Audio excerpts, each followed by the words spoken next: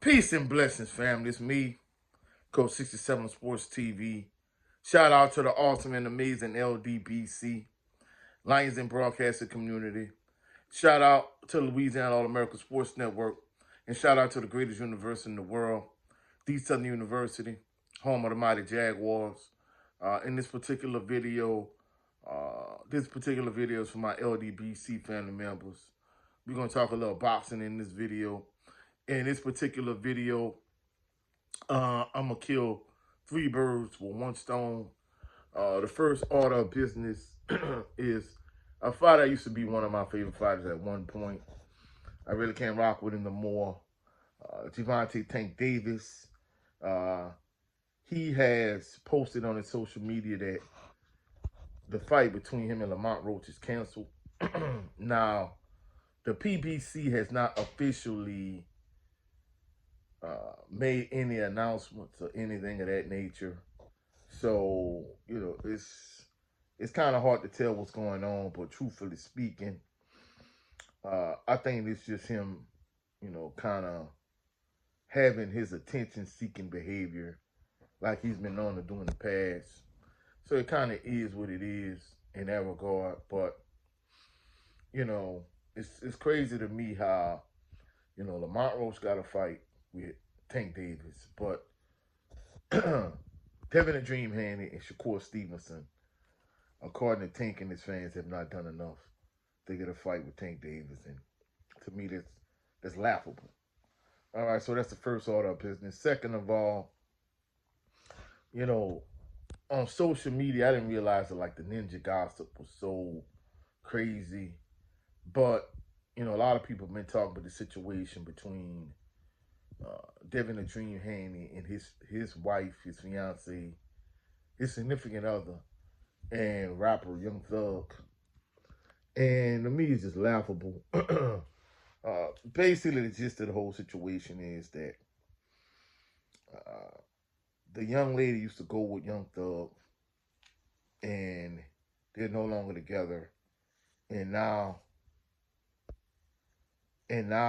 she's with Devin the Dream Haney, and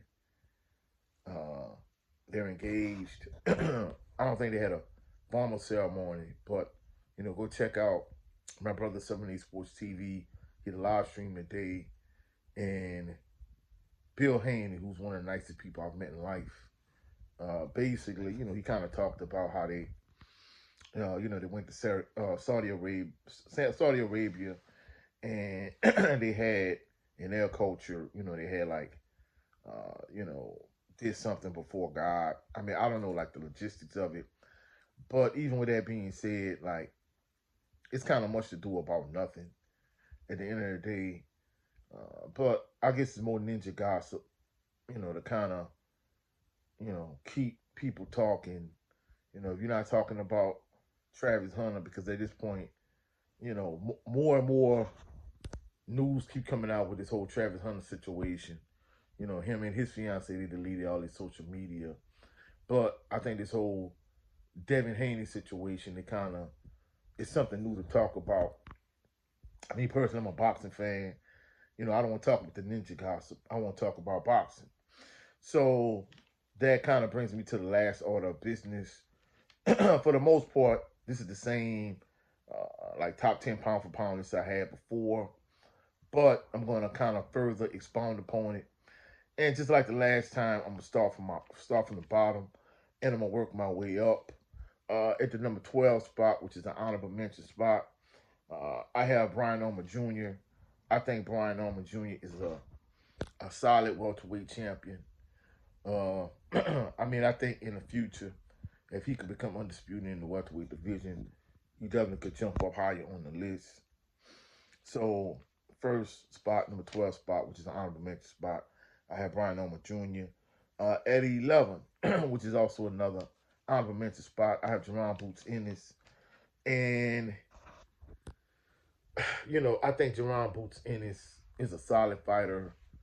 At one point, I think he kind of was, touted to be like the next Roy Jones Jr. in terms of, his athletic ability. He has a lot of upside potential. But his 2 fights with Karen kind of has people down on him. I mean, I think if you was to get uh, an undisputed like tournament like Don King style, you'd have had back in the gap where you could get Mario Barrios and you could get Stanionis and you could get Brian Norman Jr. and you can get Jerron Boots in this all-in-one tournament, and we get an undisputed welterweight champion of the world. The winner of that tournament would move way up in terms of my pound for pound list. And truthfully speaking, I think if you put Mario Barrios against Brian Norman Jr., even Jerron Boots in this, then you could put the other one against Danny Owens. I think those two fighters will be standing at the end, and whoever will be the last man standing will be the undisputed champion. I would be all for it, but Don King, for the most part, he's been ostracized and cast out the sport of boxing. For the most part, I mean, he has Don King promotions, but it's not near what it was at the height of his superpowers. And it's ironic how Don King did everything that Bob Arum did, and I think, in my opinion, Bob Arum did a lot worse than Don King did. But they took Don King's company and they kind of ostracized him and cast him out. Whereas to this day, as we speak, Bob Arum and Top Rank is still alive and thriving. To me, it's sad, but it kind of goes to show you the double standard. Next spot, the number 10 spot, Gervonta Tank Davis. And I'm going to be honest with you. At one point, I was a huge fan of Tank, but the fact that he doesn't believe in himself like his fans believe in him. He never really pursued any big fights. He never wanted to fight Tevin Farmer. He never wanted to fight Shakur Stevenson, Devin the Dream Haney, anybody. I mean, just to think he didn't want to fight Tevin Farmer. He didn't want to fight Mr. Gary Russell Jr. I mean, in all actuality, the best win he has on his resume, in my opinion, probably, I'd say Ryan Garcia, maybe Frank Martin, maybe Mario Barrios. That's like the 3 best wins of his whole career. I mean, he didn't have he didn't have the heart to fight Vasil High-Tech Lomachenko. Me personally, I think then and even now, I think he knocks Loma out, in my personal opinion. We saw the full sparring session with Devin Haney, so he don't want no smoke with Devin the Dream Haney. He don't want to fight Shakur Stevenson. He didn't even fight Taylor Female Lopez. I mean, come on, man. I mean, so at the end of the day, like, that's the reason why he's extremely low on this list. He really hasn't done anything. He's been a trinket holder in multiple weight classes, but he's not a real champion, in my opinion. At the number 9 spot, I have Shakur Stevenson. He's another one. He's been a trinket holder in different weight classes.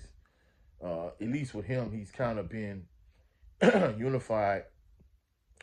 But that's the reason why I have him kind of slightly over Tank from the standpoint of at least he's been unified. But I mean, it is what it is. At the number 8 spot, former welterweight champion Errol the True Spence Jr. I got EG at this spot. I know a lot of people are like, well, how he's in your top 10 and he's been inactive. To me, that kind of goes to show you the state of boxing from a pound for pound standpoint. That's why I have him at this particular spot. Moving up 1 spot, at the number 7 spot, I have David Benavidez. Truthfully speaking, in my mind, I think David Benavidez is the uncrowned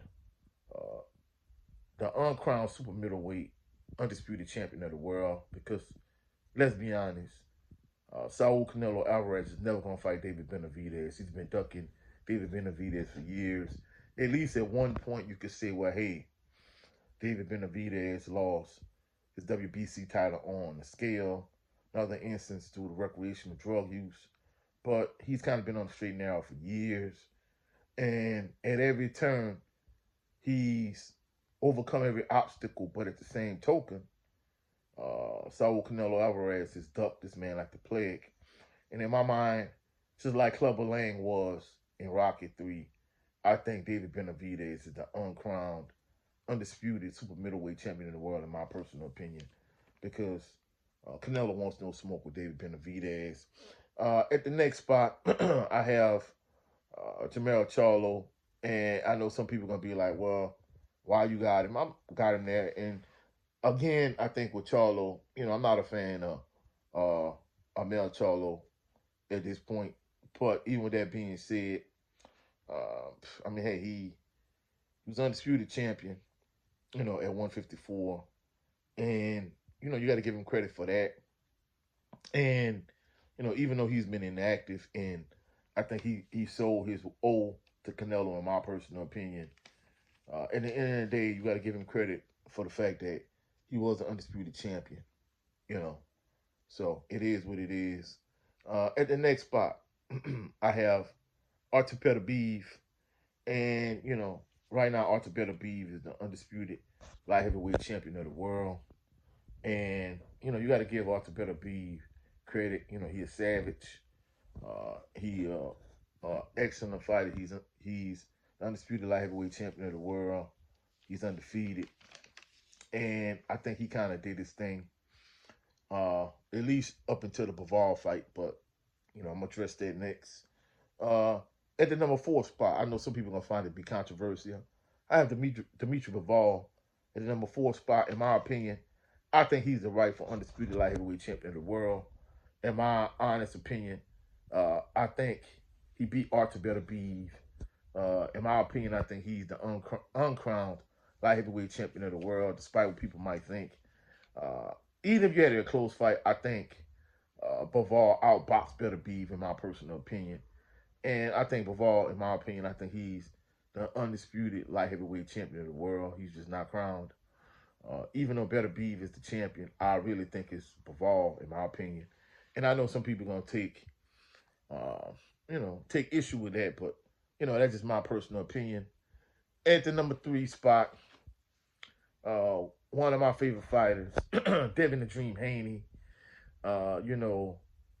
He dared to be great. He went to Australia twice, and he beat George Kambosos in his backyard in Australia. Something Tank Davis never did. Tank Davis didn't even fight Kambosos.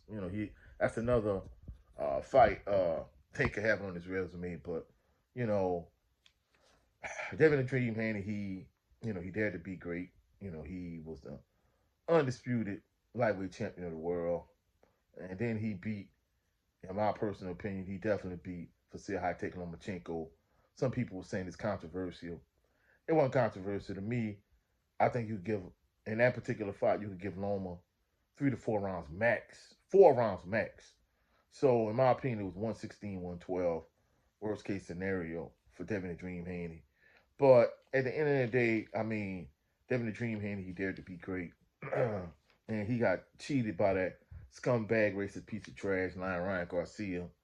But at the end of the day, I think he has a number 3 spot. At the number 2 spot, I have undisputed, but not it's disputed now because Daniel Dubois has one of the belts. But I have Alexander Usyk.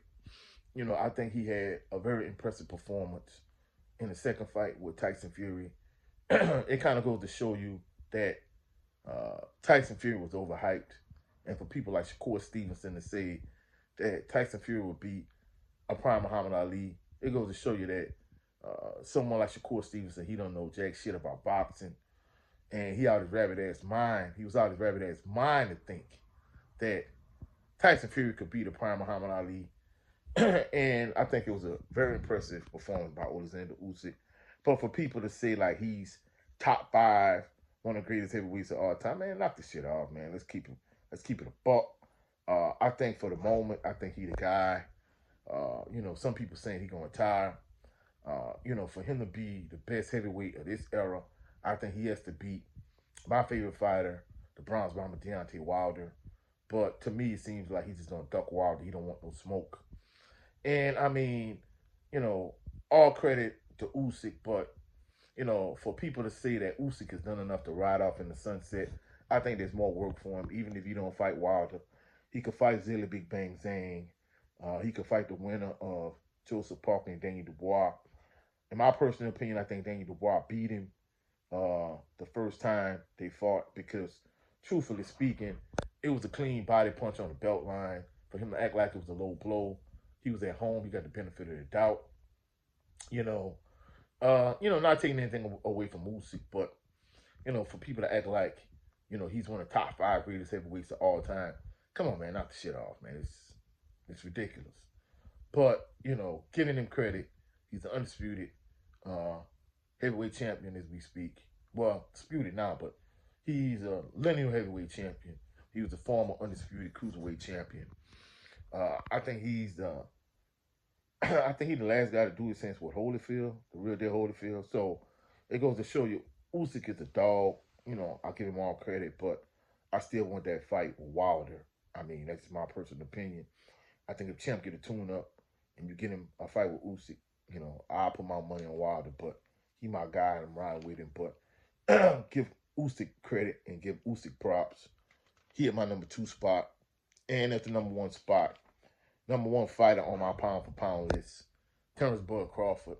I mean, to me, I think it's kind of self-explanatory. Him beating Spence the way he did. Him beating Victor Postol some years back to be the undisputed junior welterweight champion. I mean, I think Terence Bud Crawford is the real deal, and he's my number 1 pound-for-pound fighter. Now, I know some people are going to be like, well, who did you omit? Of course, that lying scumbag, racist piece of trash, lying Ryan Garcia. He cheated Devin the Dream Haney. I don't know why people give him so much credit for missing weight and for using PEDs. He definitely not on my list. Telefemale Lopez, Tio Lopez. He another one.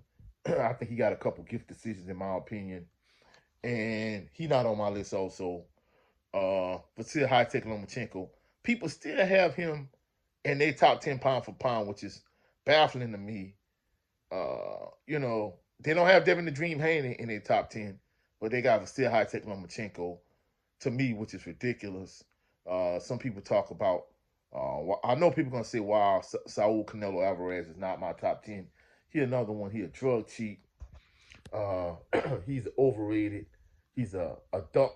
He's ducked so many fighters. I mean, he ducked the prime Demetrius Boo Boo Andrade. He ducked the prime Mel and Mal Charlo. He been ducking David Benavidez for years at this point. I think he a duck. He a drug cheat. He definitely not my top 10. And I think these next 2 fighters are going to be the most controversial. Jesse Bam Rodriguez, the reason why he's not my top 10 is the same reason why Monster Inoue is not my top 10. I call it Roman Chocolatito Gonzalez effect. I think fighters below 126 pounds, and unless you like a super phenomenal fighter, I think if you below 130, below 126, like only a couple pounds separates those weight classes. So it's easy for a guy to jump from 115 to 118, 118 to 122, and collect multiple belts. To me, until, either of these fighters, jump up and fight some serious competition, I really, like, just give you Monster Inoue, for example, right? Some of these people didn't even have Cool Boy Steph in their top 10 pound for pound. And they gave him so much praise and so much credit for stopping Cool Boy Steph. How you gonna give him that much credit? How you gonna give him that much credit and that much praise for stopping Cool Boy Steph? And Cool Boy Steph wasn't even in some of these people top 10 pound for pound list. So come on, man, knock it off, bro. I mean, at the end of the day, let's keep it real. If Jesse Bam Rodriguez or Monster Inoue was from Charleston, South Carolina, or if they was from, a black guy from the Deep South, man, nobody wouldn't give a damn about either one of these fighters. The fact that both of these fighters are non-black is the reason why they getting pushed to be in these top tens. Well, Monster, some people got him number one. He hasn't fought the level of competition that Terrence Bud Crawford has fought, and that's one of the reasons why, you look at somebody like Chocolate Tito. HBO tried to push him so hard as being the number one pound for pound fighter in the world. He fought somebody with a pulse, and boom, it was a wrap. So to me, if historically you can't beat guys like Marco Antonio Barrera, Eric Morales, Prince Nassim Hamed, to me, unless you over some of those guys historically, pound for pound, I can't give you all that credit. So at the end of the day, until Jesse Bam Rodriguez and Monster Inoue move up to a certain point, they're not gonna be in my top 10. I mean, if Monster won't get in my top 10, hey, let him knock out Tank Davis. I know, even though Tank, you know, I know he probably ain't gonna never fight Devin the Dream Haney. Probably gonna never fight Shakur Stevenson, whatever case may be. But I know he would fight somebody like a Monster Inoue. If Monster Inoue was to fight and knock out Tank Davis, yeah, he could get my top 10. But that for me, that's it for this video. If you found any value in this video, please like the video, share the video, comment in the comment section, subscribe to the channel. Also, click the notification bell so you could be alerted anytime I post any new videos. Also, go check out my brother Gerald Lemon Green on his channel, Southern Baller Show. We do it every Sunday. This past episode, we talked about some college football, and we talked about boxing also. We also talked about, Fury versus Usyk. So go check it out. Also, go check out my brother Brent Box on his channel for all my Lions Den Boxing community and family members. He also does a 20x20 series. He also does a show called It's Just Me starring Brent Fox. So go check out Brent Fox. And go check out my brother, the General 78 Sports TV, on his primary channel, 78 Sports TV. His backup channel, this is a No 304 show with the brother Blu-ray Fitness. Go check him out every Sunday at 8 p.m. Catch y'all on the rebound. Merry Christmas to y'all. Happy Hanukkah. Happy Kwanzaa. Happy holidays. Y'all have a blessed, phenomenal evening. Merry Christmas. Peace and blessings.